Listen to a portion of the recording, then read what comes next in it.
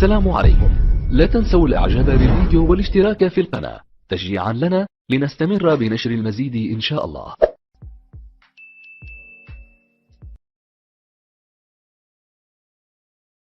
Don't do it, then I am a practicing Muslim. I would go to hell, but it's not a choice. You will go where? I will go to hell. No, who said that? So, but no. Is there any prescribed punishment for a woman that doesn't wear hijab? No, but then why is it forced upon me? If it's not okay, something good, that will lead me, for example. So why is it something that is not a choice? So you don't have a choice. You have to cover. Okay. But if you don't cover and you are a practicing good Muslim, that does not mean you'll go to hell. But you have to cover. Why? Okay, good question. Have you read a book called Beauty Sick? No. Okay, I want you to buy this book. If it's possible, Beauty Sick. Beauty Sick? Yeah, it's by a non-Muslim. Okay. It's a very good book. Yeah. Now, this book is very interesting because we have this false notion that when a woman takes her hijab off, she chose to take it off. I believe this is the biggest false fallacy ever. Okay. You know why? Because I'm asking you a question. Did you choose to take your hijab off? I never had a hijab. Okay, you never wore it? Never. Okay. Are you telling me that as a woman, you choose not to wear the hijab? Yes. I say no. And I'll prove you. Let me tell you how. Are you telling me that the beauty industry, the females around you, the society that you live in have no effect on you and the way you are perceived? And that has no element on you that you may feel, because the book that I refer to called Beauty Sick tells you about women who are beauty sick. Their sickness is beauty. Okay. Which is what? When someone comes to me and says, I choose to wear the hijab, I'm like, please don't lie. You wear the hijab because Allah told you to. And now somebody comes and says, well, that's Islam is oppressive. And I say, well, no, hold on a second. Because the very women who wear mini skirts, who go get their breasts done, their backside done, their hips done, their nose done. Can you imagine? They smash their nose. You know your nose, it gets smashed and then reshaped. This is very important. The point is this. Are you telling me these people go and say, I choose to? No, you don't choose to.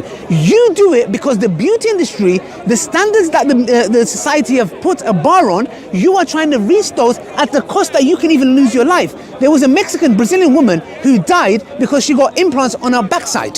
She died. So but this then your argument is actually null and void, because the same way that a woman will choose or has no choice to wear hijab, but also does these things to herself, and it's like, oh, that's not her choice. Yes. Then where do you meet in the middle? Good. Where is the choice? This is where you meet in the middle. The point is this. Nobody has a choice.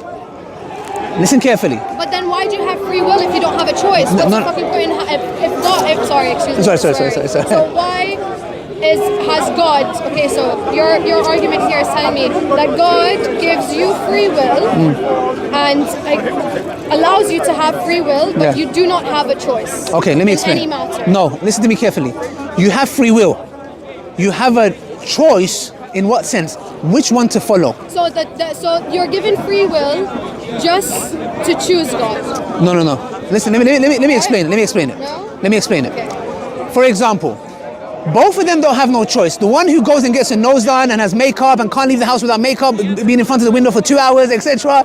Okay, and the woman who wears the hijab, they are both told to do so. One is told to do so by the one who created her. Thank you. Now, 1 second. This is where it's crucial. Okay. Which one is deserving of being listened to? The one who created you or society? I mean, if you believe. Not believe. If, argument's sake, if God exists and He's telling you, and by the way, we as men need to cover up as well. I mean, yeah, but that's a theoretical question that you're asking me, because how, like. But I'm asking theoretically. But if I ask you theoretically. Yeah. So if someone was. Who is more deserving of being obedient to? I mean, if that is your argument, then of course it's your creator. Okay, good. Obedience. Okay, good. So what have we learned here, sister, today? Both individuals have no choice. They are both told to do something. Okay. One is from the creator. One is from the creation. Okay. This is where I accepted Islam, because I said, hold on a second, and I'll give you this personal story. I used to have a jumper like this. It was a black one. Okay. I thought I looked really handsome in it. No, I genuinely thought I look very good in this jumper. I mean, I think I look very good. Maybe some people might differ. And I used to hate the jumper. It used to make me itch. When I used to be in the club, I used to itch, but I just hated it. But I was like, no, I look good. Yeah? I said to myself, you know what? I'm the biggest slave. This is my master. This jumper is my master. It's like girls who walk into clubs with this much heels and they have to take you off in winter and it's freezing cold. Have you ever stood on pavement? Bruv, when I look at them, I feel the pain. I feel the pain. And the thing is, I'm like, that is your slave. And just as me, when I was getting a jumper or driving a certain car or going to the gym, I'm not saying you can go to the gym for health reasons. You're basically saying you'd rather be a slave to the one who created me. Than Exactly. You know why? You know why, sister? Because the creation is never going to be happy with me. When I die, they're going to backbite me. They're going to talk bad of me. The creator is the one that's going to be with me. He's the one who created me. He deserves my worship. Why would I go and try to please a group of people that are never going to be happy with me? And the one who created me deserves it. And guess what? Once I became a slave to him is when I found my true freedom. Once I became a slave to him. That's a very good point, honestly. Sister, the point I'm trying to say here is this, yeah? Thank you. May Allah bless you. No, thank you. I appreciate it. Logical. And this is the key, sister. You know why? Because at this moment, that is when it clicked to me and I said, wow, all this life, my masters were females. My masters was a jumper that I used to wear. My masters was money. I used to live a lifestyle and do extra hours so I can drive a certain car. I used to go to the gym, yes, obviously for health reasons, but I wanted to have big biceps. So when I walk and wear that jumper, the girls can be like, wow, look at his biceps. I used to live, these were my masters. These were my goods. You know what I said? When I said, La ilaha illallah, I said, I am free from all of you. Because I want to worship the one who has created me. And this is where we say, sister, when we talked about choice, the one that takes a hijab off, look, we have a lot of hijab influencers who take the hijab off and they go, I chose to. No, you didn't. You're getting older and you feel like you're getting wrinkly and ugly and you're showing the hair is beauty. And that is the reason why you chose. Don't say, I chose to. Say, I was forced to. But then there's like, so in terms of like the not having a choice there for something like that, like for example, it then comes down to equality again, which literally just circles us all the way back. Yes. No camera. You know when you talk Can we have your voice? Yeah. Okay. You know when you're talking about choice, Yeah. you know you don't have a choice whether to wear clothes or not, do you, in a society? Yeah, you don't. No, so there's a certain level of dressing decorum, regardless of however liberal you are, you cannot come naked. You have to wear, this is imposed upon you, right? Yeah. Similarly, you should not equate You can drop it. someone You know where that chair is. putting on clothes to someone forcing or a society telling you to put on clothes to a society telling you to take it off. This is a false that wasn't the You have to be on camera, bruv. Allow this. Come on. Let's speak to the family. I call them. But do you get what I'm trying to say, sister? No, I So you know why it relates to you perfectly? Because sometimes we go into this mentality where we think the life I'm living, I'm free. You're not. You're influenced one way or another. Because why, as a woman, for example, the question is, and this is what's so beautiful about Islam. Let me tell you something. Before, I used to see women as a piece of meat. Wallahi, I had no respect for them. You know why? Because the society made me like this. And when I came to Islam, women, they became human in my eyes. Because Islam told me that you honor them, you respect them. It's not, what is she? You know, you're talking to her. You're not talking to somewhere else. And this is the issue, sister. There's men here, like, there's men everywhere. The point is this, and I'm not saying women are perfect. There are, a lot of, women as well. Let's be honest here. The point is this, that women are sexualized. Man, I'm driving down the A406. Okay. Wow, no. Okay, am I in trouble? Whole new conversation into it. Okay. So it's our fault, and we have no choice in the matter of, we have to protect ourselves because men can't control themselves. No, I never said that. Oh my I God, never said women that. are sexualized. I never said that. Did I say that? You No. said women are sexualized. No. Why are we sexualized? Because the brain of men can't separate it. What does Allah say in the Quran? You know what Allah says in the Quran? I don't know. You tell me. You're Okay, the sister, expert, I'm not the expert. I'm a nobody. I think you know, you're the mashallah. expert, not me. No, I'm not. We're both the Tell expert. me why. Sister, Allah says in the Quran, tell the believing men to lower their gaze. Yeah, they should. 1 second. Allah doesn't say women cover up because men can't control themselves. No, but why? But then why? So if men shouldn't be gazing and sexualizing and making all of this, then why do I? Yes. Have no choice but to also cover up and protect myself. No. Listen to me. Allah says to me, tell the believing men to lower the gaze. Okay. That means if she's in a bikini, if she's in a niqab, if she's in a jilbab, Irrelevant. I have to lower my gaze. I'm not going to say, oh, she's wearing a bikini, man can look at her now.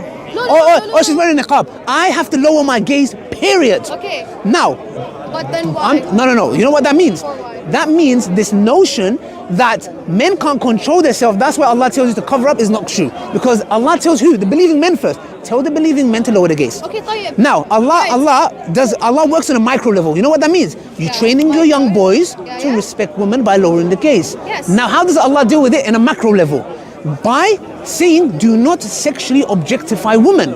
Now, if I am looking all around me and I see bikini woman in there that's talking about chocolate, and I'm thinking, what's chocolate got to do with a bikini? Yeah. And then I'm seeing a woman over there, arguments say, dressed up in this way and that way. The society is sexually objectifying women. Look, I was watching a documentary yesterday, yeah? It was talking about in the 1970s, Times Square in New York was it's disgusting. Yeah. There was a man who killed 80 prostitutes. And these women they were not human. Yeah, there was a study that was done that looked into a man's brain. They showed him woman in bikini. The part of the brain that lights up for tool use, you know, tool use, screwdriver, lit up. You know what that means? He didn't even see him as human. The part of the brain was like, this is an object. How does a human being, and a lot of serial killers, you know how they had something in common? They all used to watch pornography. The point is this: men are created visually. If you sexually objectify women to such a level, men lose respect. This doesn't mean that a person has a right to go and abuse or rape or whatever just because a woman is dressed up in a certain way. There are women who are dressed up in hijab and niqab that get raped. The point is this, sister, everyone has a role to play. My role is I lower my gaze, but I would not also like you to be, this woman to be in my face or dressed up in a certain way where I'm like, well, I would not like to see that. The point is this: Islam deals with giving the responsibility to both. It doesn't say, hey, you, men are animals, you are to blame, it's your fault, you cover up. Islam doesn't say that. But Islam, the same way that women are sexualized, men can be sexualized as well. No. So then why are How? Men, sister, I'm sister, sorry, let me tell you but something, yeah? men can be sexualized. Let me tell you why, sister, yeah? I've never seen a woman ever go and say, you know what, let me go and, there's a picture of a man's calves, let me go and stare at it. That's not her nature. In her nature, Men go and stare at women's calves. Bruh, okay, I don't know what... Sister. Calves. Sister. Just Sister. Calves. I know man them that lose their mind. They lose their mind when they see a toe.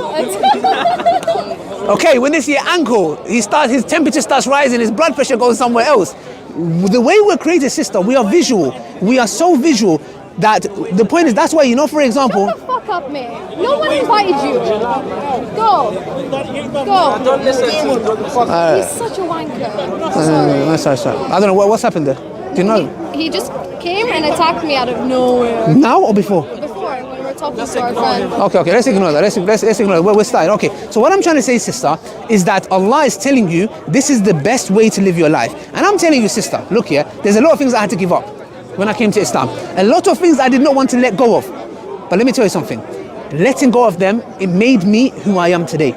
Islam is the solution. There is no other religion, I'm telling you. It might sound, okay, here we go. My religion is... I'm telling you, we can prove it.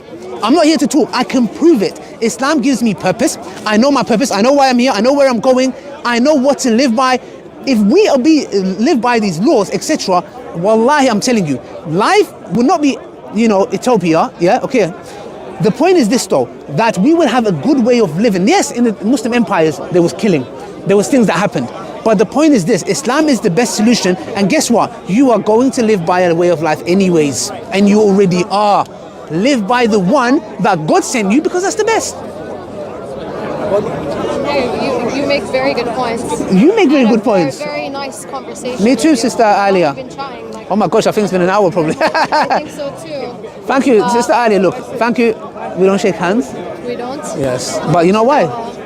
Because out of respect. But the thing is, you see I see that's a little bit disrespectful. Good. But we need to end it with this. You know why? Because there was, I think, the Me Too movement. Remember the Me Too movement? Of course I know the Me Too. Now in workplaces, back in the day, not back in the day, like a couple of years ago, in the workplace, they could touch a woman they can't do that anymore. Yeah. In the workplace, they have to leave the door open now. Yeah. You see, Islam has come and told you, look, prevention is better than cure. Islam has one solution. It doesn't say, drink alcohol, then we'll take you to rehab. Islam says, don't drink alcohol. The point is this, sister. Me and you, like for example, a handshake is nothing. Like we can say, okay, what's the big deal? But it's interesting that you see it as a sign of respect. But to me, I feel like I'm honoring you so much that I don't even want to shake your hand. Not because there's anything wrong with you, because you know why? Because that's the level of respect I have for you. But society's made it seem as if, you know what? Look how disrespectful he is. No, I don't think you're disrespectful. It's your prerogative to not want to shake my hand. No, I do it because I honor and respect you. Well, thank you. Uqsum billahi al-azim, that's why I do it. Shukran. May Allah bless you. You are a lovely person. You too. And Very it was kind lovely to you. talking to you, sister. If you have any questions, my table is there. And we can carry on, inshallah. Sure. And may Allah bless you, inshallah, and give us the best in life hereafter. Thank you. Bye. Take Thank care. you. Assalamu alaikum. Bye.